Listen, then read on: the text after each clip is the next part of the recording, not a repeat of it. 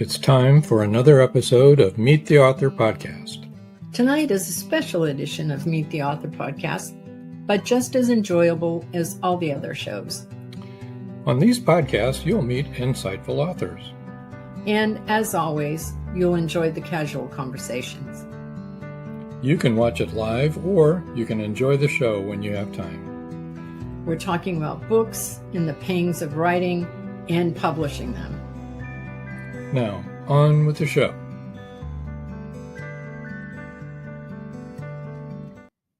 Hi, I'm Rob. And I'm Joan. And sorry about that glitch. We don't even know what happened. We had two intros. Need to put it in the shop. Yeah, get some oil on it or something. It's not working. I know. Right. That was funny. There we go. Joel says, hello, Rob and Joan and all the Magnolia Bluff characters. Oh, and there's a lot of characters here tonight, let me tell you. Paul Hollis said, good evening, Rob and Joan. Hello, hey, Paul Hollis. And Marjorie says, hi, all. Hi, Marjorie. Richard Swint. Richard. Oh, what Joe said. Hey, Richard. Hi. Lorraine Colmick-Sick Carey. Good evening, all. I'm sorry if I butchered your name, but welcome, Lorraine. Chick or Colma Kick. Oh, not chick. I didn't mean chick like chick. I thought maybe that was the way it was pronounced. Anyway, Lorraine, welcome aboard. Yes. Hello. We're glad to have you in the audience. All right. And I have to say, whether you're listening to us on, any one Spotify or any of those, we're happy that you are. If you're watching us on our YouTube channel, whatever you do, and Lorraine goes, it's all good. It's all good. That's good, because it needs to be all good these days. There you go. We're so glad you're in the audience, whether you're listening on the audio or you're watching us live tonight or listening later. We're really happy that you decided to be in our audience. Yes, we are. And we still are having people download the podcast. Yeah. All the time. Yeah. All over the world. Like 140,000 or actually our behind the US, our second number 2 country is Russia. That's downloading our podcast at this time. So they were number 1 for a while, which made me nervous. And actually number 2 is making me a little nervous. We're really glad that you're listening to us in Russia. Yes. Don't get me wrong. Yes. But I hope you're just listening because you like books and authors. Let's hope that's the reason, right? Yes. So we're here tonight to talk about Magnolia Bluff, Crime Chronicles. The series is continuing. We're in our, third year now, I think, right? 2026. Anyway, book number 36 is coming out. It just came out, and 37's due out in a couple of days. So if you're not up to date on the Magnolia Bluff Crime Chronicles, you can start anywhere on it, and they're all standalone, but they all take place in the same town. So you get all the same characters, a lot of the same characters interacting. And people use each other's characters and places. Joe Conjal says, maybe it's time to bring back the show monthly. We are having it monthly, actually. We're just not having it weekly like we used to.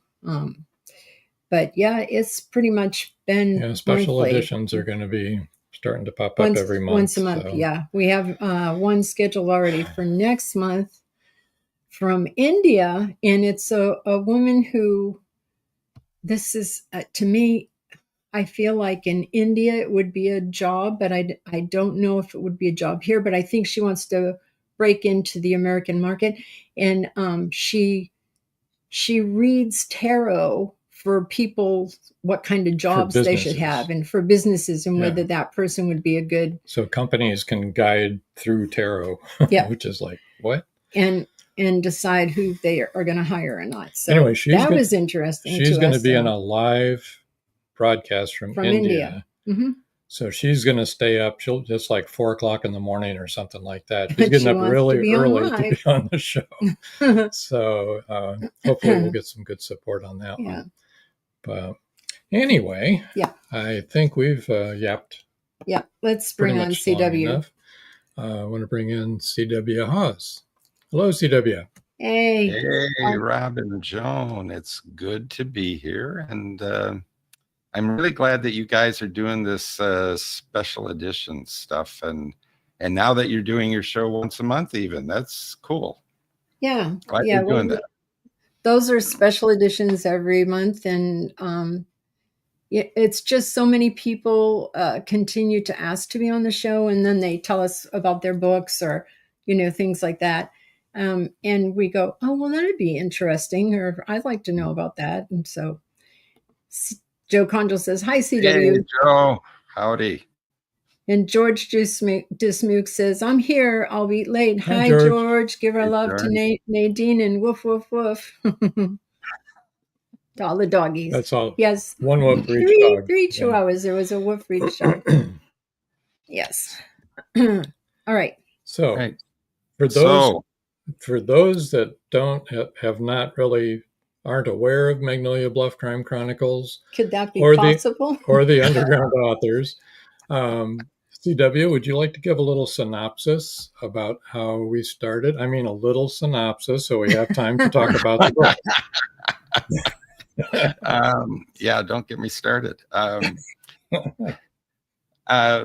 The group, the Underground Authors, was originally brought together by Caleb Pirtle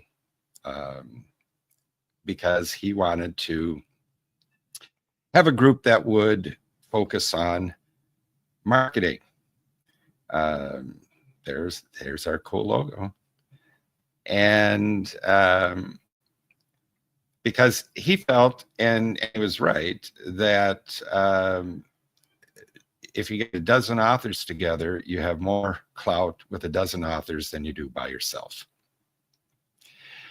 So the group was started about 5 years ago now. And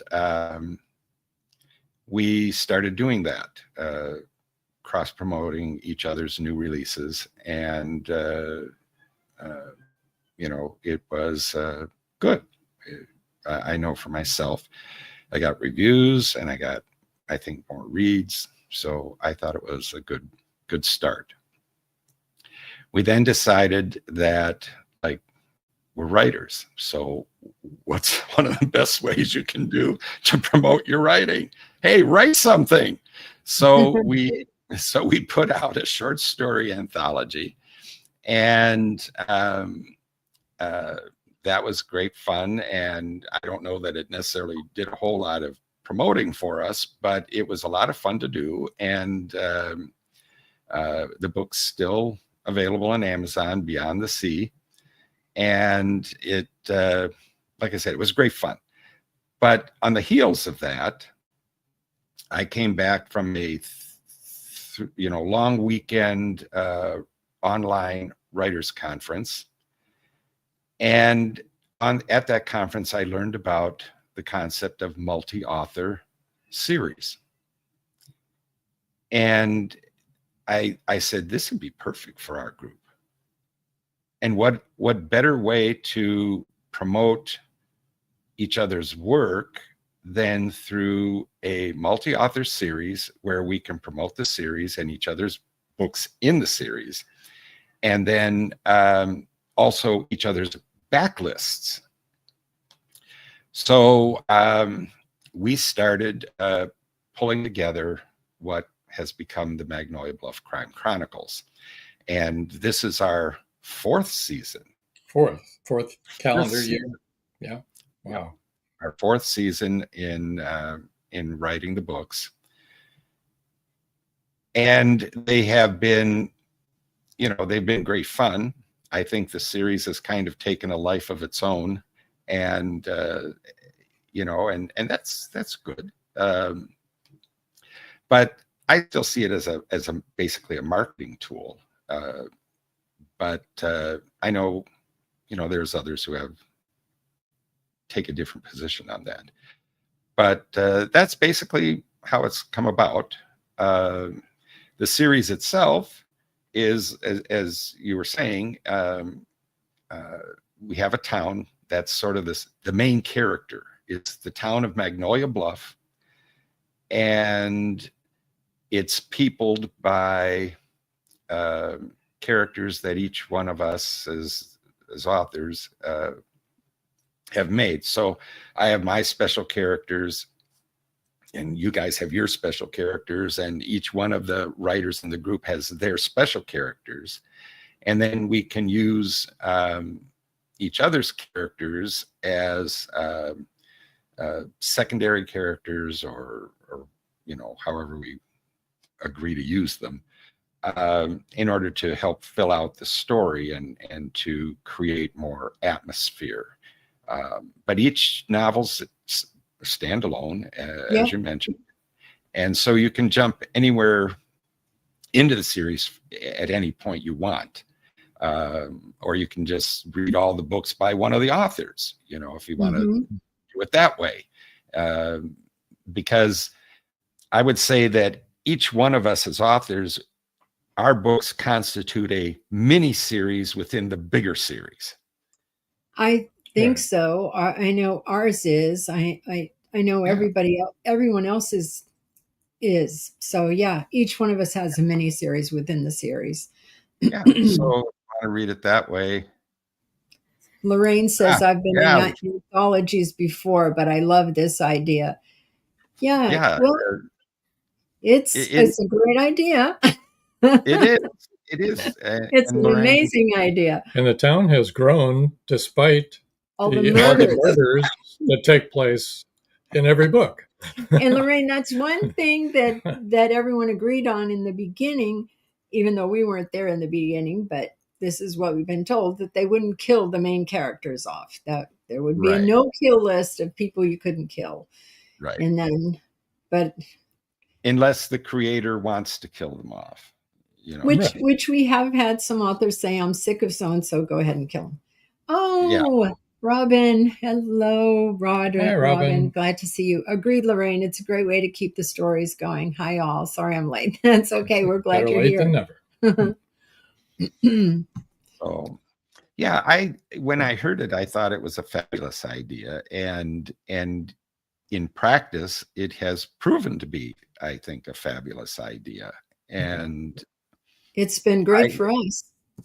I think that each one of the writers who's participated in the series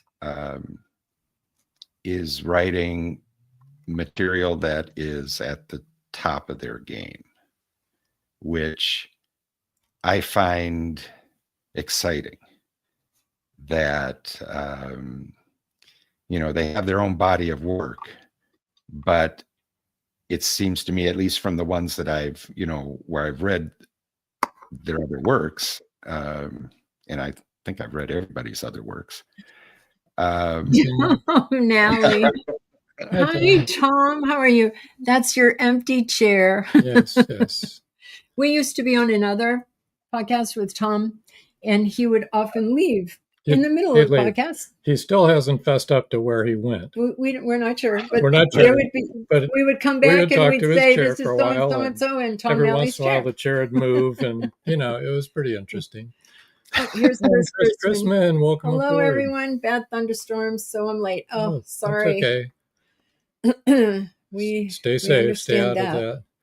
So, what were you going to say? I was going to say, when Caleb asked us to be a part of this, he said, and as many of you know, I'm speaking of Caleb Pirtle, who has since passed away, and we're all really bereft and miss him. But he asked us to write a paranormal series, to have a paranormal aspect to our murder mystery taking place in Magnolia Bluff. And so we did, because that was Caleb. And, really, when Caleb asked you to do something, you didn't want to argue. You just did it. And we had not wanted to do that. But for those of you who don't know, we're paranormal investigators. And I'll show you my t-shirt. See? Tampa Bay Spirits Paranormal Investigations. And this is the little ghost that our daughter had made for me. Yeah, that nobody made that for us. We just got it with some of our equipment. But anyway. That was for you, Tom. It was so much fun for us. we hadn't wanted to mesh the two. I don't know why, because our writing was over here and paranormal investigation was there. And it's been the best thing for us, really has. So Joe says, I love all the books in the series, love the unique take each author has on the characters Yes. and the town. Absolutely. Oh, Yep. Tom Nelly just confessed that he usually went out to get food or beer or Dad needed me. Oh, yeah. Yeah. More likely the beer, but that's okay. Yeah. And Chris Chrisman says it's a cool way to expand the world. Yes, the world that you're writing in. You're right. Right. And Robin says, nice shirt. Thank you, Robin. All of our stuff is on sale, by the way, right now, Robin, in the store. Robin's part of our team. She's remote part of the team, but she's part of our team. For the next 30 hours, TampaBaySpirits1.com. You'll get a sale price on really cool stuff. Yeah. We even have hats now, Robin. Lorraine said, I love paranormal investigations. Well, you'll have to you'll have to listen to our paranormal podcast. Okay. I know you all know the name, but I don't. Haunted Campfire Tales. Haunted Campfire Tales. Next Thursday, actually. It's on the last Thursday of every month. And this Thursday, we're talking about haunted objects, haunted artifacts, haunted objects. Can something be haunted? Spoiler alert, yes. Tom Nally says, I do love my beer. We know. Rob said, cool. Yeah. Okay. Back to the books. Off to the books. And we're going to talk about the first one of the one that kicked off this year. Yes. Which would be this one right here by none other than CW Hawes, who's right there. Yes, you want to tell us a little bit about Death by Moonlight? Death by Moonlight. I was kind of playing a spin-off of an idea that I had for my other mystery series, the Justinia Wright Private Investigator Mysteries. Mm-hmm. I have a novella that is it's entitled Vampire House, and it's in the collection Vampire House and Other Early Cases of Justinia Wright, PI. And Vampire House came about because I learned there was such a thing as vampire lifestylers. Mm-hmm. And I have had an interest in vampires ever since 11th grade, when I got tapped to play Dracula in the play Dracula. Ooh, cool. Ooh. And so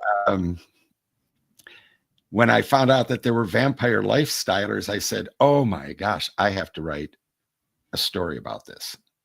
I just have to. So I put it in Justinia Wright's world and had a lot of fun with it. Well, when it came time that I needed to write another book here for Magnolia Bluff, I said, hey, why don't I take that idea and see how it might work in Magnolia Bluff? So I did. It's nothing like Vampire House. Death by Moonlight is a completely different story, but it does play off of this whole notion of vampire lifestylers.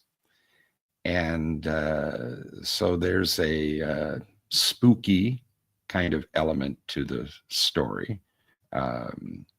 There's the whole notion of, well, are these murders just murders, or is there something really weird going on here, like vampires? I like the bat in front of the moon, by the way. Yeah, that's cool. That's a nice touch. That is.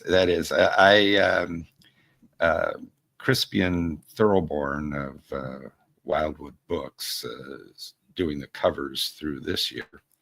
And yes, when I saw this cover, I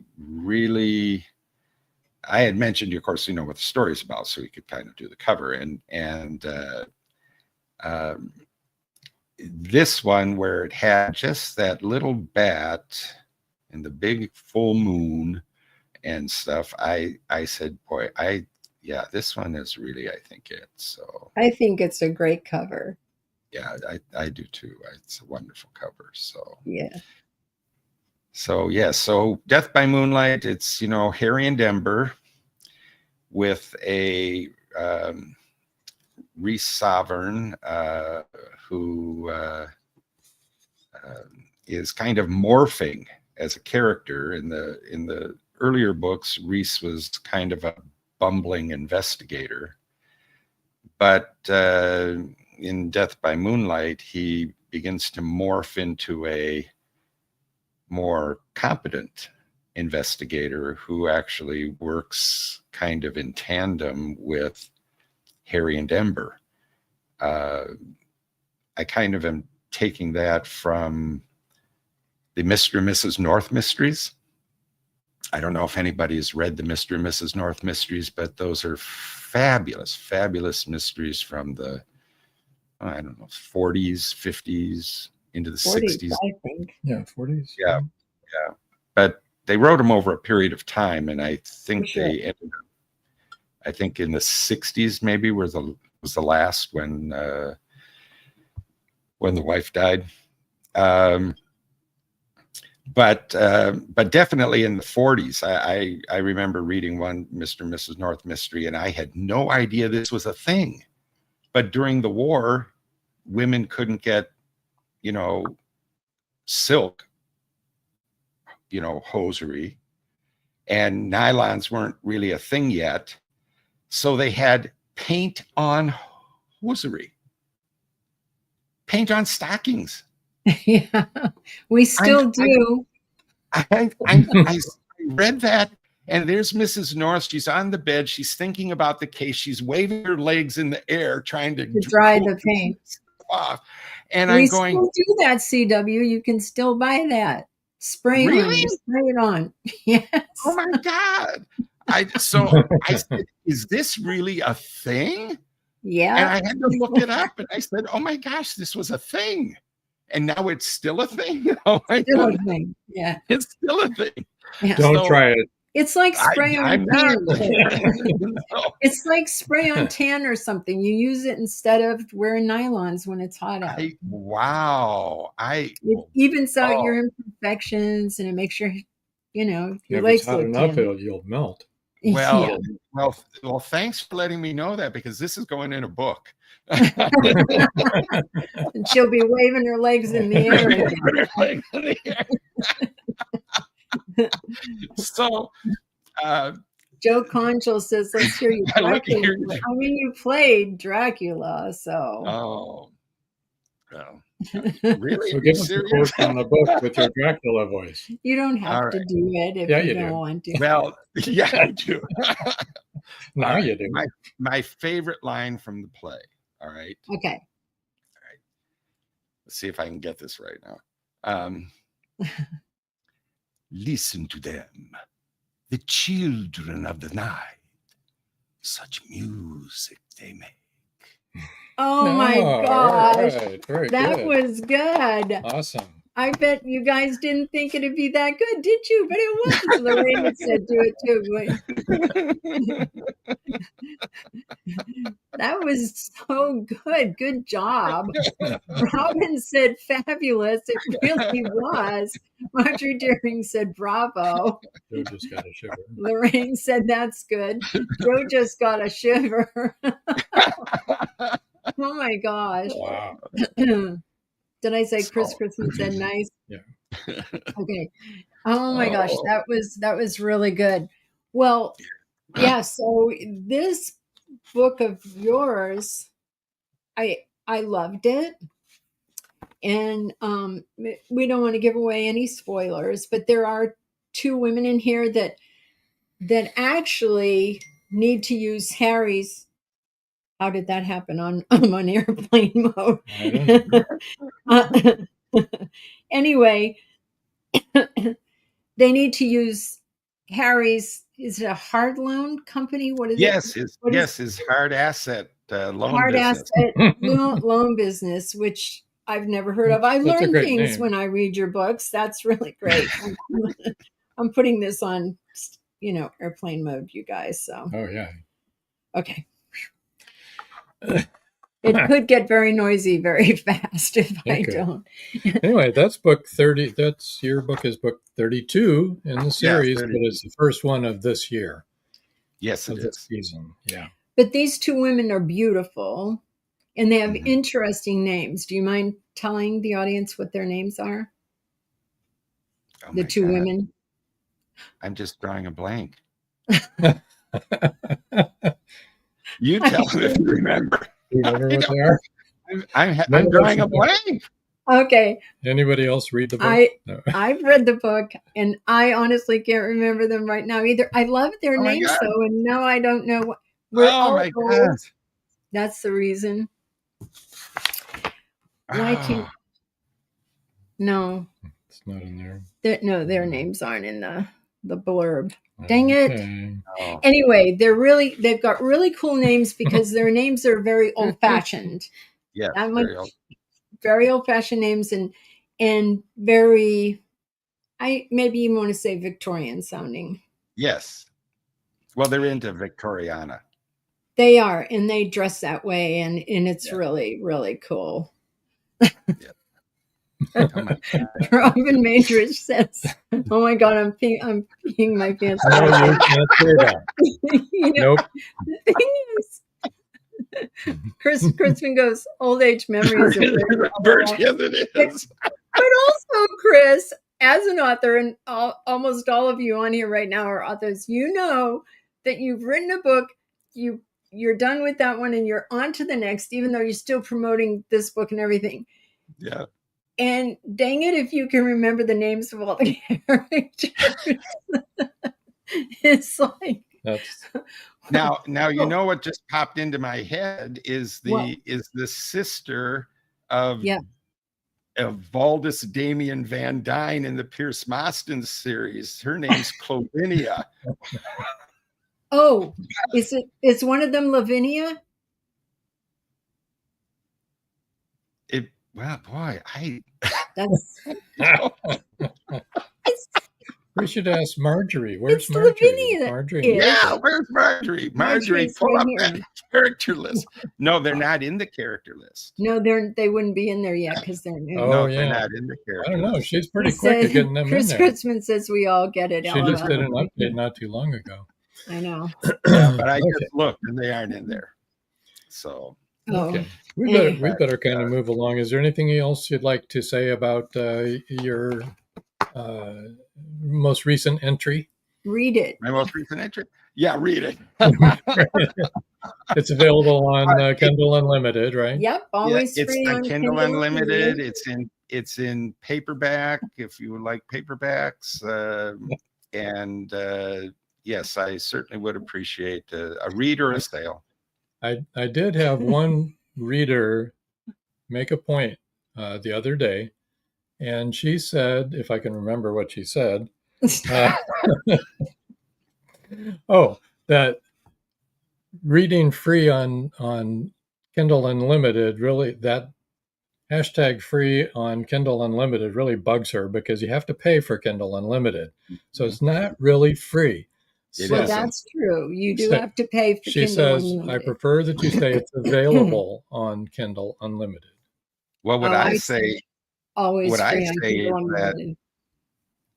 I say yeah, that. what I say is that you've already paid to read my book if you're on Kindle Unlimited, so you might as You well do read it. say that. There you go. do say that on your promos. Okay, we're going to steal that. Ah, Richard Go Schwinn says, I feel strangely reassured by this conversation. And What? Chris Kurtzman said, what conversation was buy that? my book starring who? Ellen. That's a good one. Lorraine said, right. I think she's talking about KU. Oh my. Anyway, All right. Let's kind of run, don't walk to your nearest store. yeah. Yeah. Let's try to move And along a buy, little bit here. wait, Death by Moonlight. Right. You'll know Death it because by Moonlight.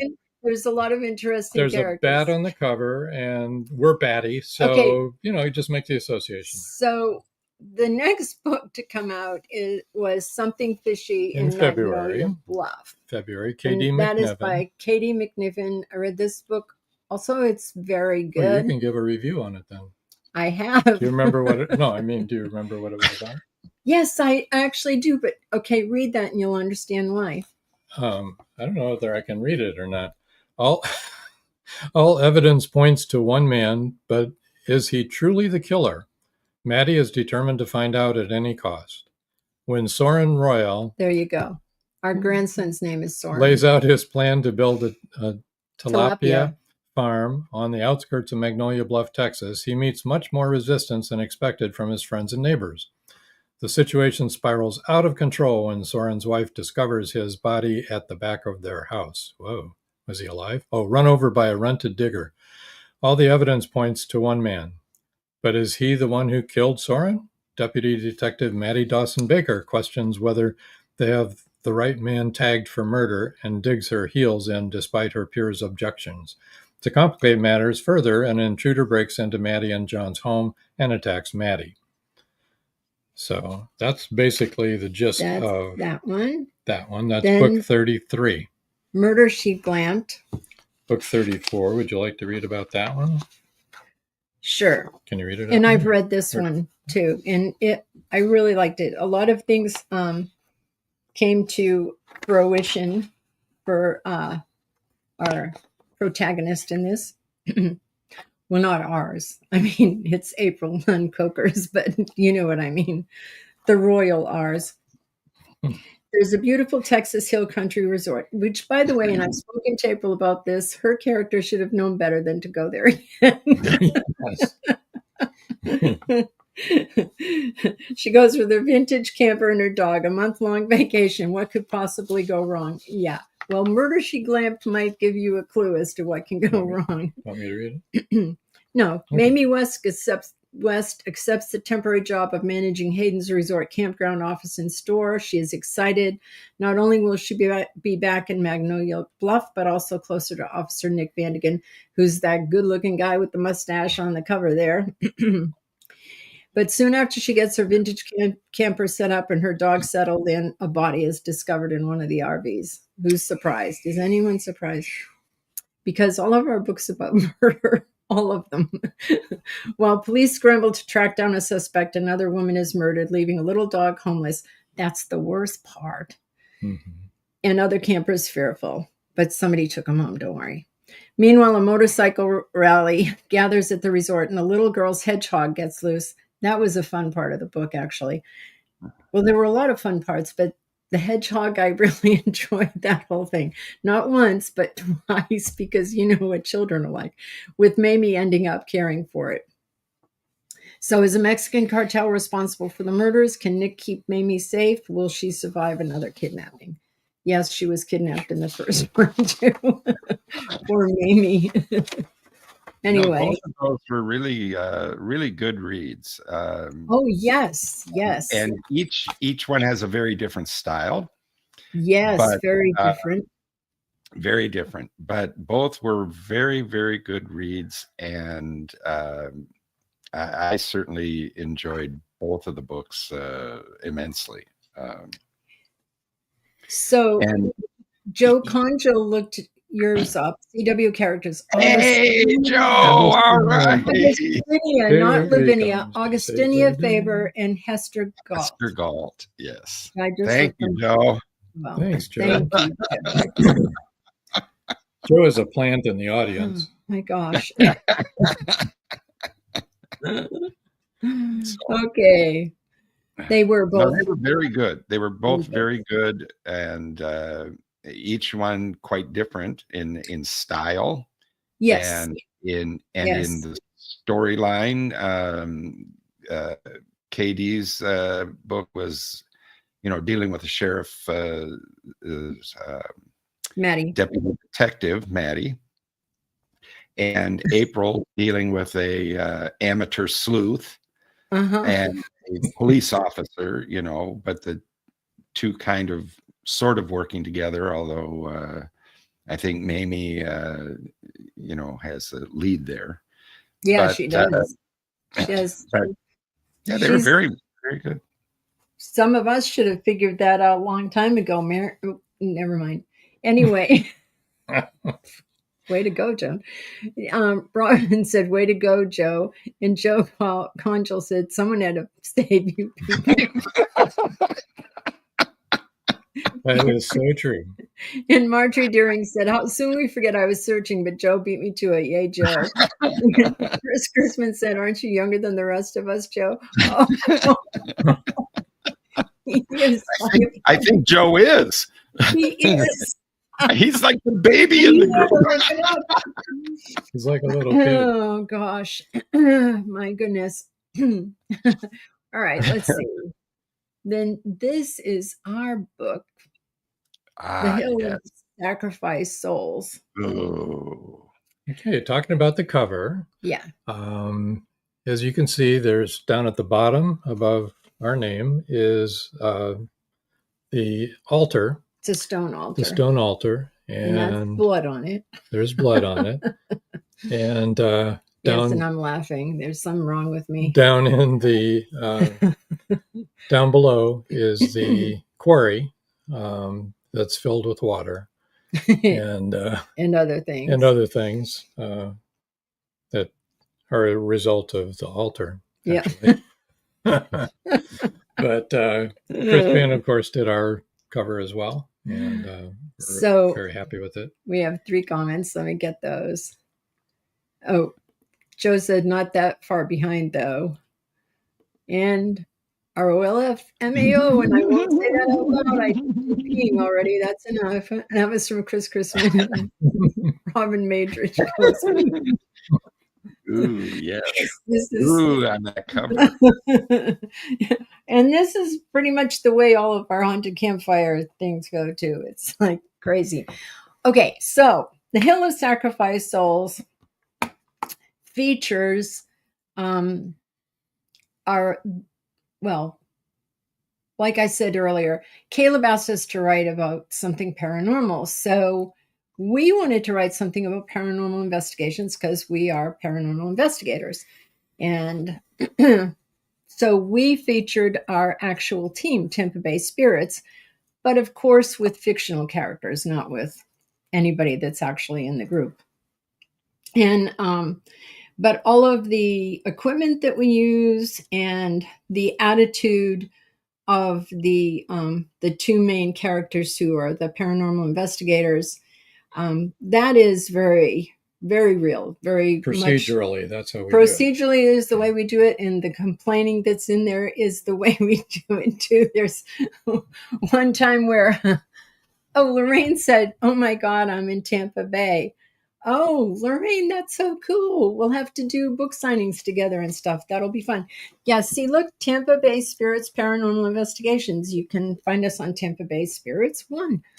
Anyway, the whole procedure, the way we do the procedure is exactly how we do it. And there was this one instance where, so it's Mike and Maureen Donovan are the 2 people who are part of the team members that come to Magnolia Bluff to be with their cousins who have, in the first book, they've bought a haunted house that they then renovate, a Victorian mansion.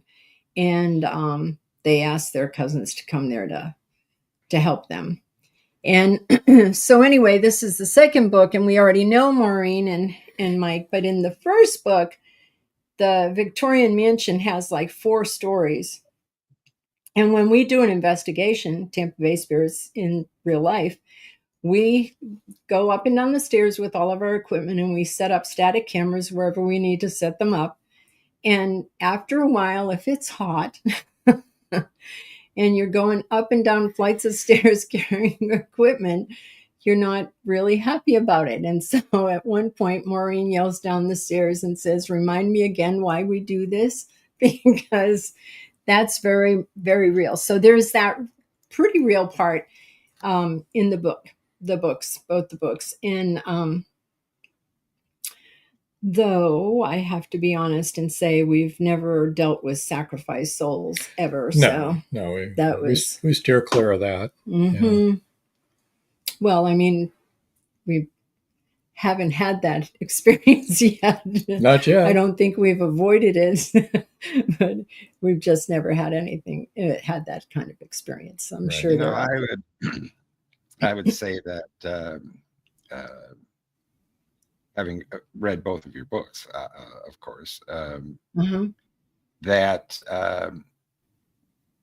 that aspect of the investigations is really fascinating, and it lends a whole different aspect to the story than in the other books, and yet you also have fun with that. In the first book, you have that really horrific ghost but that was so cool. and then in this book, you have conversations between the two ghosts going on, and that it's so fascinating to think that there's somebody that I can't see who is maybe talking to somebody else that I can't see about what I'm doing and how I shouldn't do it, or maybe should do it this way or whatever, and I'm thinking about that and I'm going, wow, that is kind of spooky on one level. Yeah, well, actually, I think that our ghosts, and actually, when we're talking, we don't call them ghosts. We call them entities or spirits, but not ghosts. But I think most people think of them as ghosts, so we'll call them ghosts.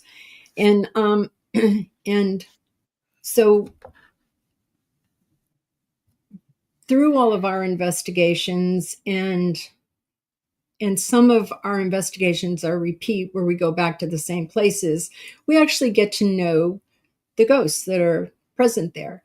And they all have very distinct personalities.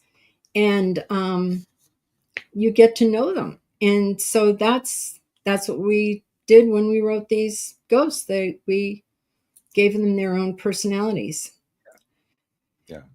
Well, and they were all things that they had already expressed, that different ghosts had expressed to us. There was nothing that, untoward, including the really horrific one. We've, unfortunately run into stuff like that. So, yeah. Well, see, that's the thing that I think makes the book, it's fiction, obviously, but but it makes the book seem real, in that you're drawing on your experience, you're putting it into the story, and you wove it very well in both books. Thank you. I just thought that it was really well done, and just, they were both bang up reads. Thanks. So, Thanks. but I also found it very informative as far as the procedure, as to how you go about doing, communicating with entities, and also the fact that, because you created these conversations. Now, I suppose there's some speculation going on there, based on a lot of speculation. but that's where the fiction came in. Right. But I mean, you've had repeat experiences. So there's, I would guess there's some kind of experience behind that. Oh, absolutely. So you're able to take that experience, you fictionalized it, and really infuse the story with these two kind of parallel storylines, where the ones are trying to figure it out, the entities are trying to help them to figure it out, and it's a bang up book. And I love the whole human sacrifice thing. Yeah. Well, I played with that same theme in the first Justinia Wright book. you know. Yeah. So then to read about it in your book, I go, oh yeah, this is a nice play on this theme. Well, as far as our investigations go, Yeah. these, of course, are fictionalized. And because you would fall asleep with the book on your lap every time you picked it up if you tried to read through sitting and waiting for responses and so on, because Yes. that the reality is you spend hours and you don't get the kind of response that Yeah. you get that we portrayed in here Well, on our all the time. all the time, but we do Yeah. sometimes. The last few times we've gone out, been we've amazing. had like amazing up in Gettysburg. We had that was some amazing Robin will tell you. interactions. Well, one location was Robin amazing got to interactions, and then the other one wasn't. was hardly any interaction. So, you know, it really lends to the credibility there, you know, Yeah. as far as what we're really hearing. You know what I'm saying? Because When you we- don't hear it all the time. When we first started writing the first book, we were doing the flashlight, turning asking the entity to turn the flashlight on and off for yes, and then turning it off, and then, you know, having this whole yes or no response. And we were determined that we were going to write it with the exact procedures that we use and everything. And then we realized, oh.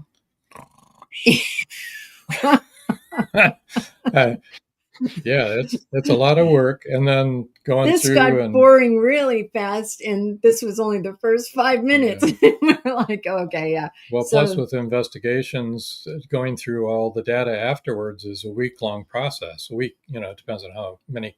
If we have 4 static cameras every time we go, And so that's if you're out there for 4 to 6 hours each camera, and you've got to sit and watch slowly to see these empty rooms and wait for something to happen.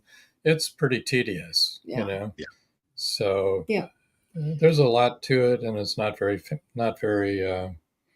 But as far as the exciting. Personalities and the conversations they have, we put a lot of truth into that fiction too, because they will literally tell us that they're having trouble using the equipment, or that they're tired and stuff like that. Right. As a matter of fact, we were doing this one investigation, and our daughter was doing the Estes method, which all of you that have watched our show know what that is. It's, those of you who haven't, the one person has on a blindfold and noise canceling headphones that are plugged into what they call a spirit box. I hate that name, because it's just an AM FM radio that goes forward and backward very quickly through all the channels. And on top of that, the spirit can talk. They can pick out words that are being said, or they can actually... It creates a white noise. It creates white noise that they can talk over. And so you get amazing results from that, because other people are asking questions, and the person that's doing the Estes method that has on the headphones and the blindfold can't hear the questions. No way you can hear. Yeah. And they answer. Okay. And so from that, this one investigation we were on recently, it turned out to be the father of the 2 women that had asked us to come and investigate. And they had thought that all along. And we don't know when we're going in. We go in cold. We don't know what's going on. But our daughter Jess was doing it, and she was in a closet, which sounds funny, and we were in the bedroom. And so she's behind the closet, behind the door. And I said to one of the other investigators, Beth, I said, what was that thing that I was going to tell you that he said that I wanted to tell you that he said? And Beth goes, that is so confusing what you just said. And then you hear our daughter Jess yell from the closet, I'm trying. And I started to laugh, and I said, that's what I wanted to say. He kept saying, I'm trying, because he couldn't turn on the flashlight and he couldn't interact with different equipment. So we kept asking questions, and he couldn't he couldn't do he it. couldn't do it. So And he had said Yeah. at one point, I'm trying. And I said to Beth, what is it that he said? Because I wanted to tell the daughters so that they would know he was trying to communicate, but he was having trouble.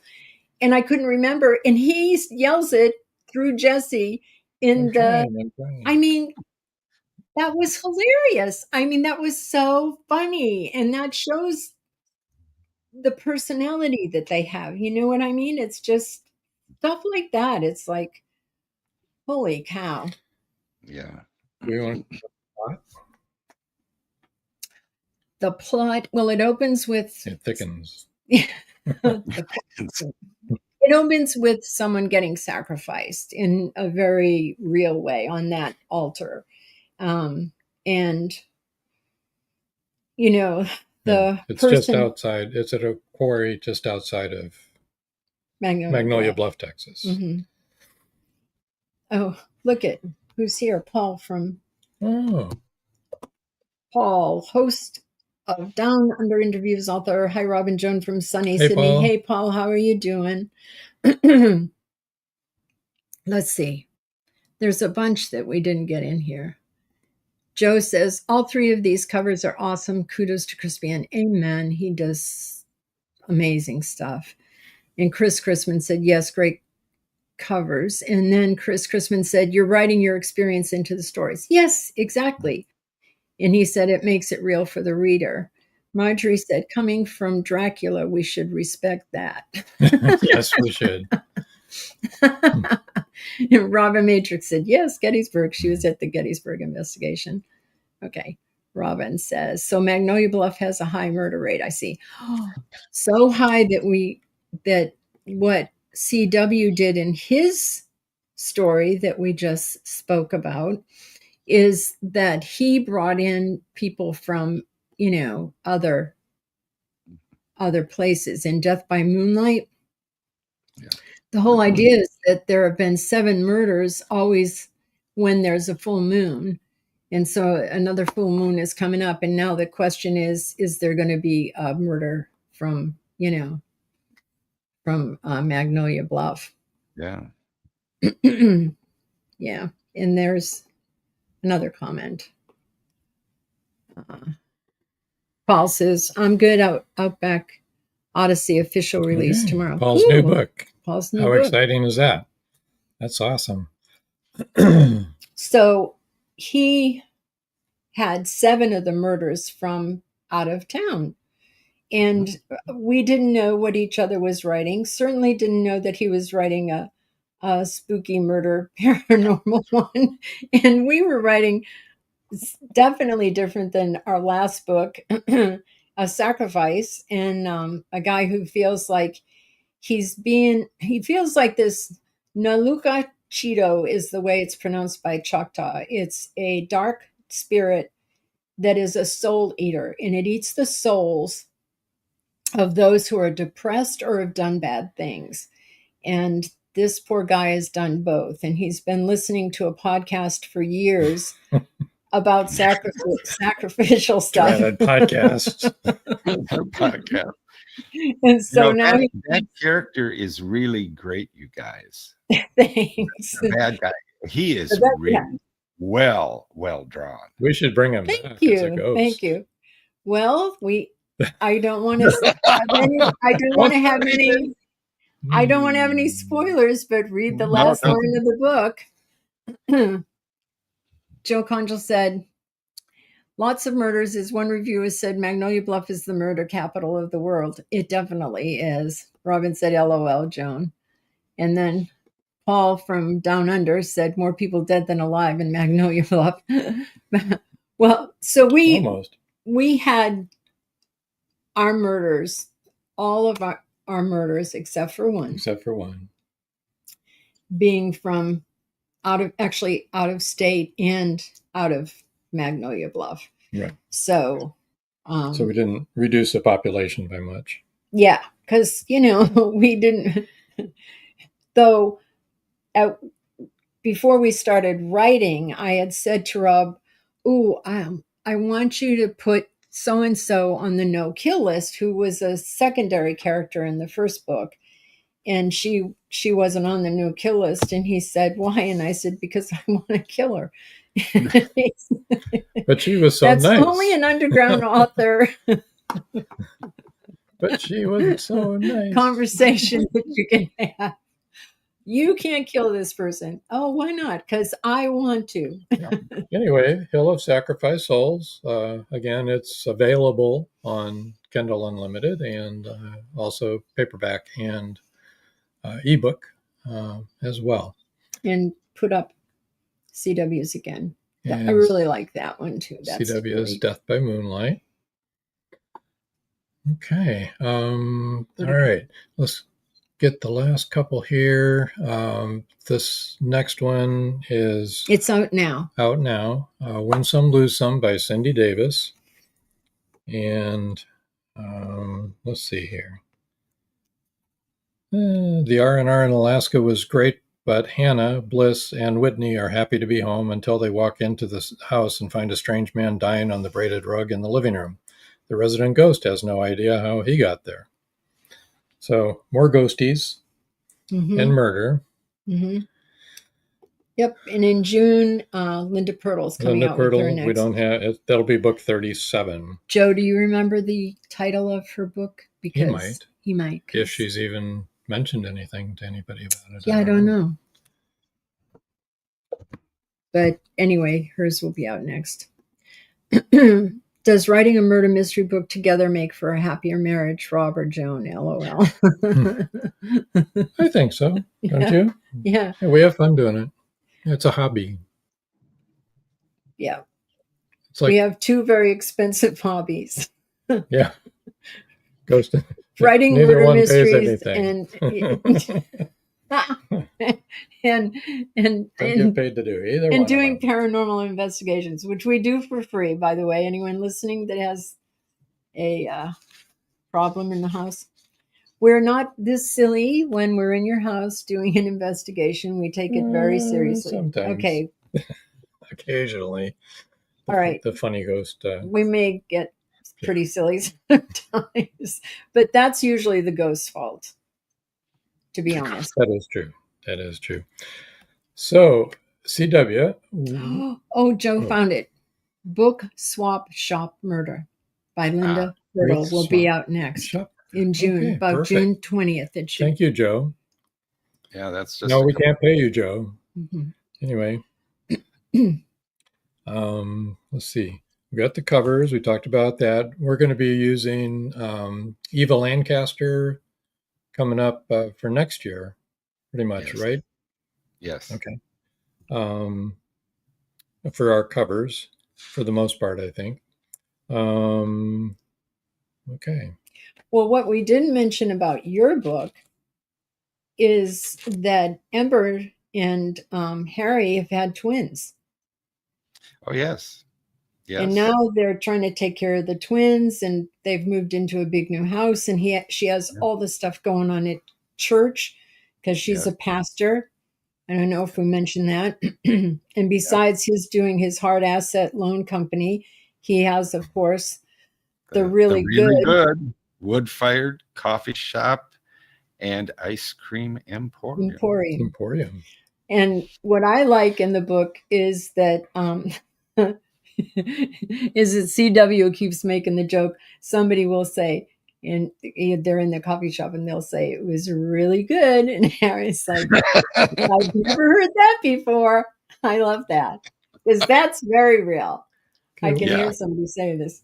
Yeah, we want to talk about book number 38 is going to be by Joe Conjal, and it's Blood is Thicker Than Money. Yes, comes out July 20th or thereabouts, close to it. Blood is Thicker Than Money. Brendan, who is his main character, Brandon Turner, has a whole chapter in our book named for him, Brendan. Yeah. And, I can say that because Joe and Linda Pirtle and April Coker and I are in a critique group together. And I can say, quite honestly, from the parts that Joe has shared with us in the group, It's one bang up novel coming down the road. Good. Good to So, hear. Good. and I hope it Linda's doesn't- too.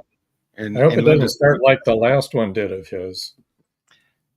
no. Good. And if you haven't read it, But it is good. you need to read It's it. a good book. You Catch a read it. Tiger by the Toe. Absolutely a Yes. good.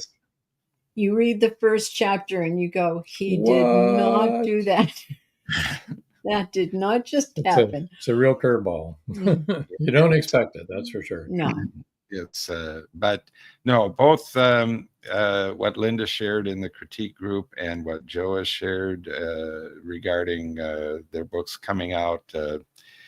It's two more bang up reads coming down the road here. They're really good stuff. Joe Conjal says, thanks, CW.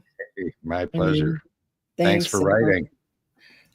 I know all of the books have been really good. I can honestly highly recommend the series, all of them. And as we've said multiple times, they're all standalone books.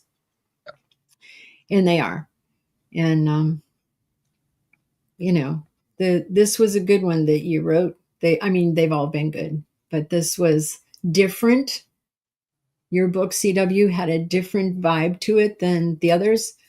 I think, really, if you haven't read the one before this one, people, I highly recommend it because that had a lot of different stuff in it, too. Yeah. Yep. Yeah. Our cozy mysteries are not very cozy anymore. No. It's kind of funny. I on a whim, a fluke. Well, not a fluke, a whim. I learned about grok. I didn't have a clue what grok was, and I learned about grok, and I said, "Oh, this is interesting." And so I was asking grok some questions, and then I said, if I upload my book to you, can you critique it for me? And grok said, "Yeah, sure." So I did. I uploaded I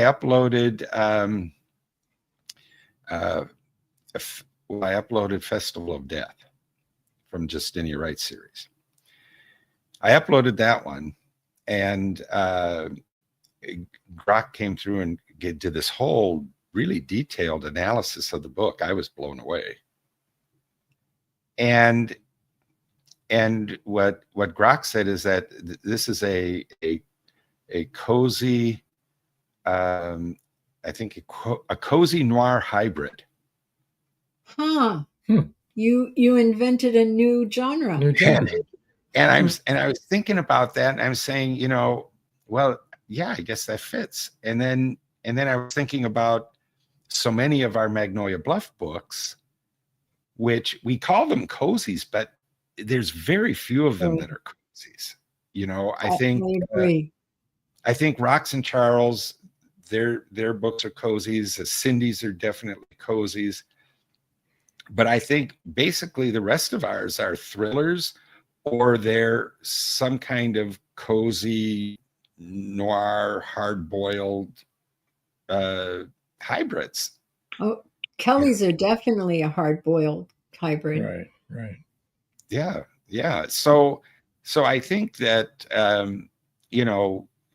we're going to have to, I think, talk about not using the term cozy, because they most of them really aren't. I know. And not that there's anything wrong with cozy. No. Murder, She Wrote was a cozy mystery. You have a teacher who becomes an author and now is solving murder mysteries in real life. That's the perfect example of a cozy mystery, right? Somebody that's not a detective in any way, shape, or form. No. And usually the detective is a woman. It's usually in a small town. Yes. And she owns a business or something. And yes. Yep. That's it. And no, ours aren't. No, they aren't. Richards are not cozy for sure, but are awesome. Oh,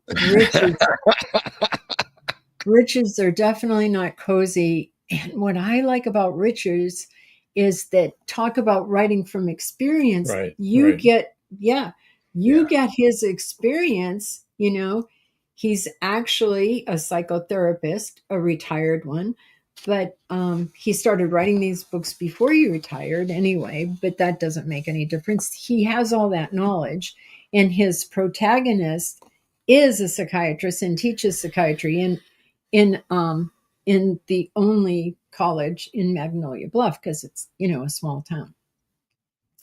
Yeah. And it's really fascinating. And he has a character that I love, a Vietnam vet named Jack, who's fabulous. And Richard brings all of his learning and of knowing the human psyche and brings it out on paper. So it's really very believable characters, and it's good stuff. Yeah. Very good. Well, and I think that's kind of the strength of the series as a whole, is that each one of the parts draws from our experiences that we have very, very deeply, really. And I think even though it's fiction and sometimes it's a bit over the top or whatever, it still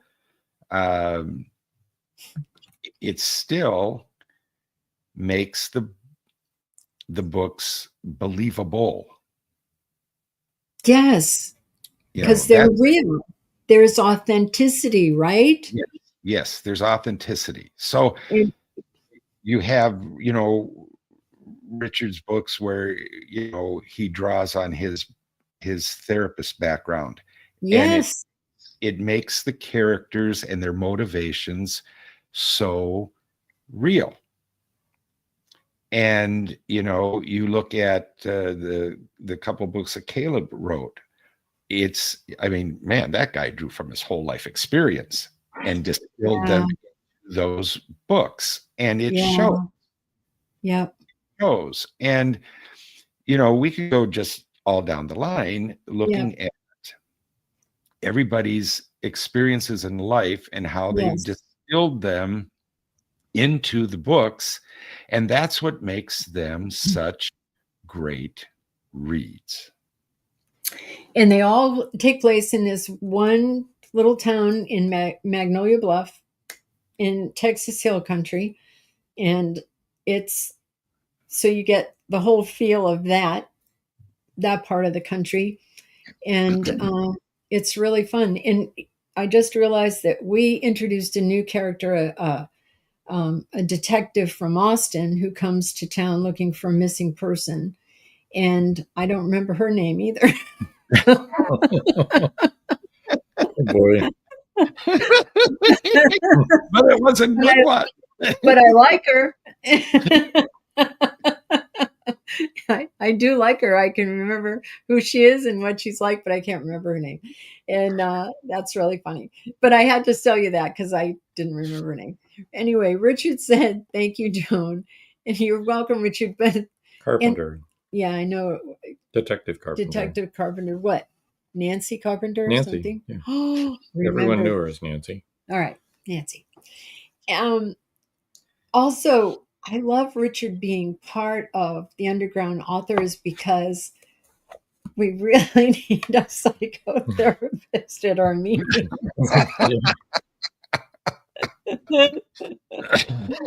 You can't miss any meetings, Richard. We need you. He evens everything out. Well, if we don't need him during the meeting, by the time the meeting's over, we do need him. You do need him. Yes, sure. We're kidding. Yeah, just kidding. Anyway. And I was also going to say that it was great that Marjorie joined. Richard says I'm not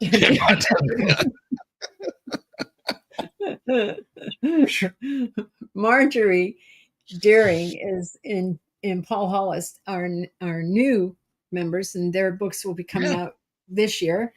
And Marjorie has been updating us on all the characters and the places the businesses, because that is the difficulty of writing these stories, is you don't want to get anything wrong. You don't want to put a business where another one is, or Right. something like that. And, you want to be able to use other people's characters, and you don't want to get their name wrong. I mean, Right. we can't remember the name of our own, So our own CW, characters. do Yeah. you want to talk about the surprise coming next year It is the for story Bible. Underground Authors, or do you want to wait to unveil that surprise? Well, we can hint a little bit at it. Because I'll let you we have it. Hint away. because we have had so much fun with Magnolia Bluff, and quite honestly, there's a number of us who feel like they'd like to take a break from Magnolia Bluff, and Not us. no, well, and not me either, but No, I know. Some people do. But some people do, and as a writer, I think there's basically just keep the new character info coming. It's coming. Yeah, it is. As writers, I think we fall into kind of like two camps. There are writers who like to write series, and there are writers who like to write standalones. And I think that those who want to take a break, I think they're mostly standalone writers, or very short, like series writers, like trilogies or whatever 4 books are called. Yeah. And so the idea was tossed out of creating a new series for those who want to jump on it. And so next year we will be running 2 series, and I won't be in the new series, but you guys are in the new series. Yeah, I thought you were working. I thought you decided you were. No, I'm not going to be in the new series. Okay. The reason I'm not is because I have so many irons in the fire that have been sitting there for 4 years now. Yeah. That I would like to get them out of the fire and put them to use. Sure. I want to do a Kickstarter campaign later this year for Pierce Moston for the 9th book, and that's been sitting on the shelf for several years. And I have now that I'm in the greater Los Angeles area, I have a new private detective that I'd like to launch. And so, I'd like to have some time to write that. And so I decided, no, I'm not going to do this series.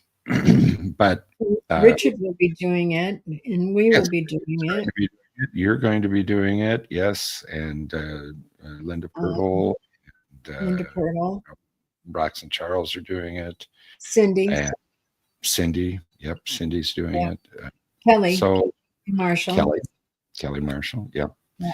So there's it's about evenly split. I think there'll be 7 in the new series and 6 for Magnolia Bluff, and we'll be alternating months, basically, except for that 1 month. And because we're crazy, we're doing Magnolia Bluff and the new series. Well, I'm glad you. I'm glad we are too. I'm really glad. We're excited about the new series. We're really stretching ourselves in the new series because it's something we we've never done before, so it'll be good. Well, it is fun to experiment with things, and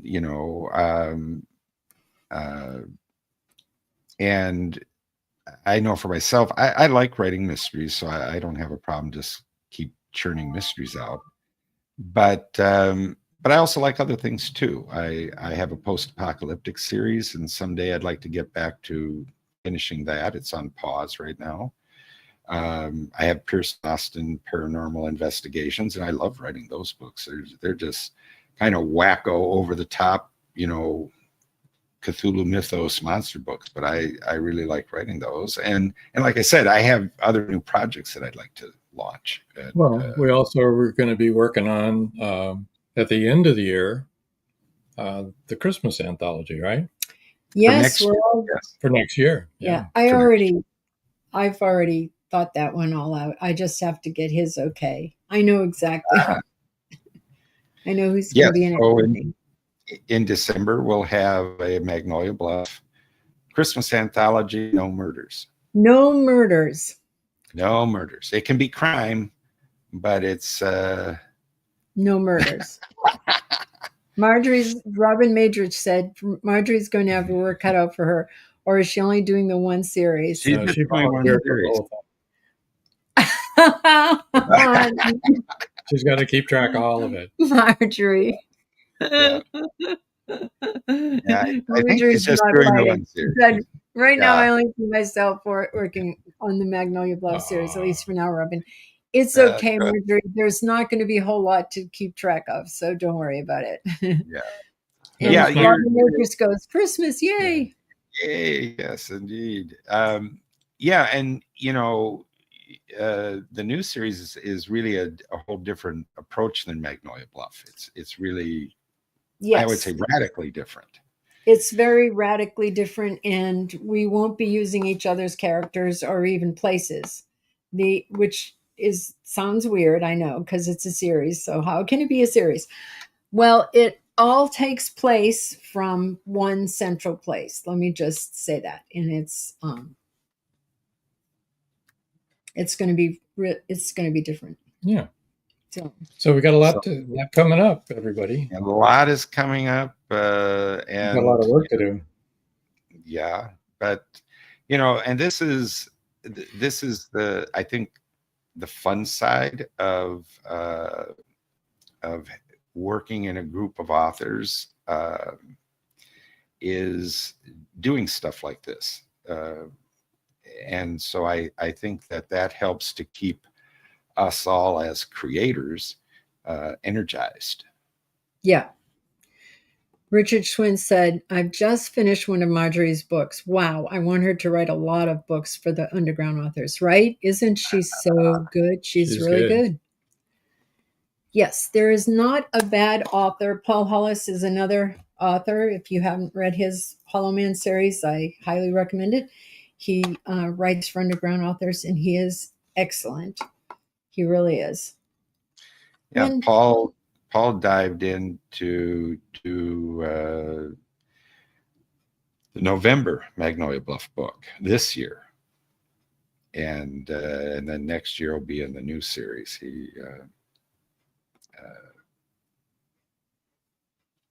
Yeah. The underground authors breaking new ground again with a different take on a new series. Yeah, it is. It's going to be.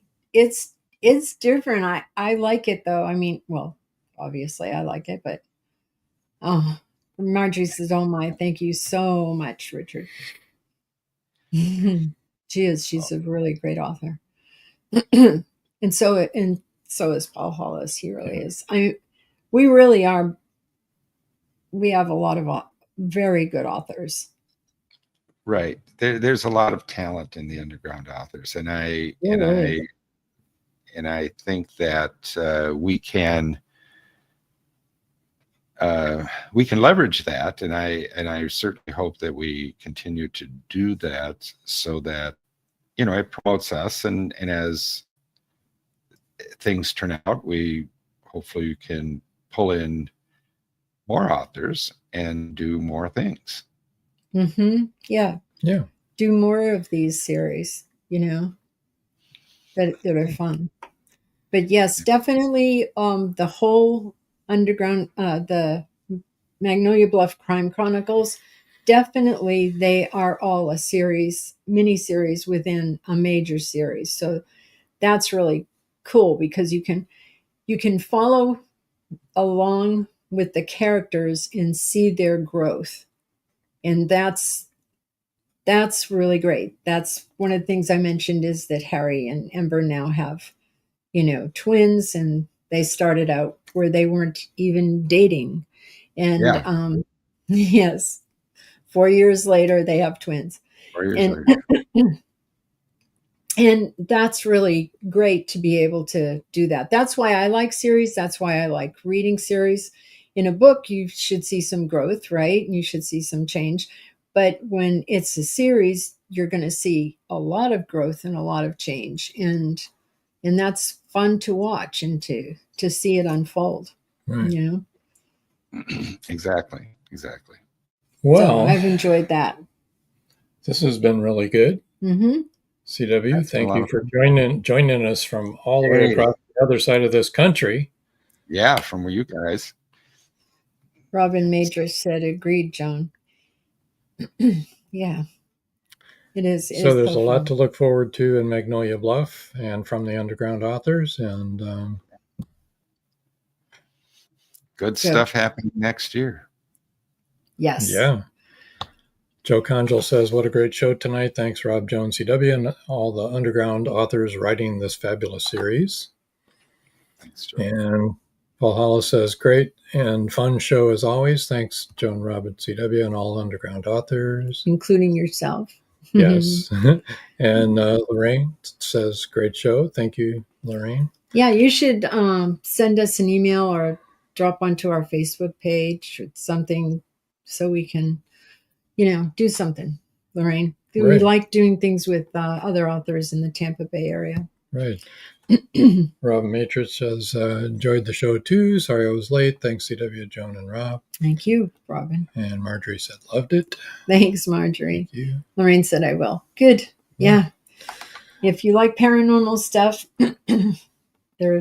we have taken other authors on when we investigate public places, not private homes. Private homes, it's just, our trained investigators, but public places, we've brought other authors on paranormal investigations, and they've all had a great time because everybody's always like, whoa.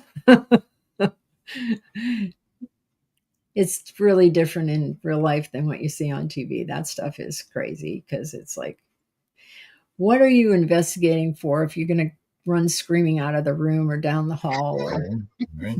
It's like, there's two more comments. Robin said, oh, yeah. Yeah, Robin went with us. Oh, you write all paranormal. That's so cool, Lorraine. That's really awesome. Yeah. Did you happen to go to, what was the one Scream. that we, no. Oh yeah. Have you ever been to Scream? We do Scream twice a year. And we're usually on a panel there. Our team and then our books. We sell our books there. No, the book signing that we went in Tarpon Springs. Tarpon Springs Book Fair. Yeah. Did you go to that? Gilded Page put it on. We've done book signings at her store, and then we went to that event. It was a really great event. I mean, people bought. We had both our series there, and they bought all of the series of both the series, and we were like, "Oh, that's never happened at a book signing before, a book fair before." We were like, "Okay, wow. These people came to buy." You did not. Well, you should check it out next year. She'll do it next year too, because it was a really big success. We had thousands of people there, and it was a lot of fun. Met a lot of interesting people, so it was good. It was.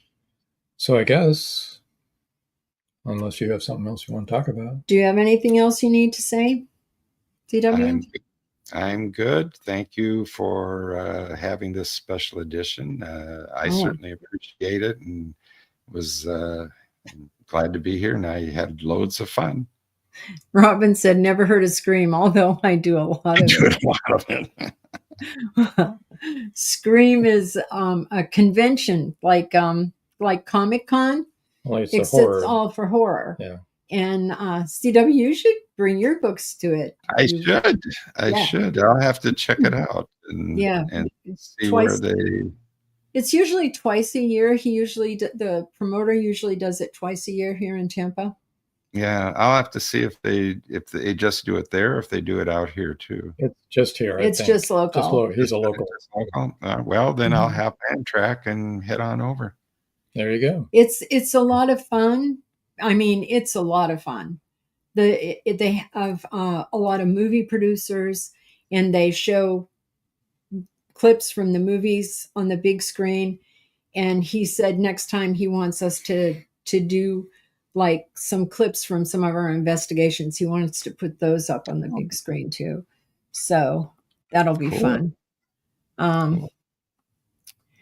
Joe Condrell said, Heroes Con is this weekend in Charlotte. Are you going? Did you get a table?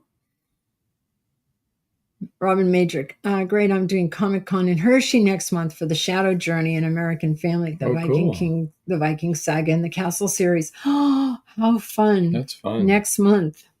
Eat a lot of chocolate. Oh, the smells will kill you there. I mean, right? It smells so good there. You smell chocolate all day long, and you're just like, oh my God. He said, no table, but we'll probably go to look around. Yeah.